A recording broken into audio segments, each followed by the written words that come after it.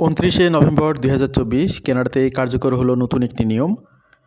সেটি হচ্ছে private refugee sponsorship.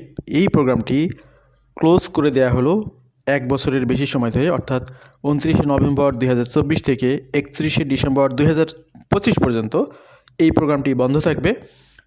সারা ওয়ার্ল্ডের মধ্যে কানাডার এই প্রোগ্রামটি অত্যন্ত জনপ্রিয় একটি প্রোগ্রাম ছিল।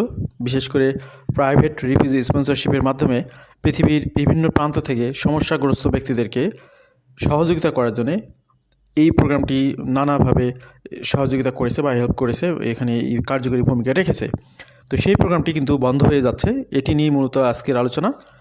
তো আশা করছি পৃথিবীর বিভিন্ন প্রান্ত থেকে যারা আজকের আলোচনা শুনছেন, বিষয়টি আপনাদেরকে একটি সঠিক গাইডলাইন দিবে এবং এই ধারণাগুলো আপনাদেরকে সহযোগিতা করবে সিচুয়েশনগুলোকে বোধগম্য করতে। Canada poses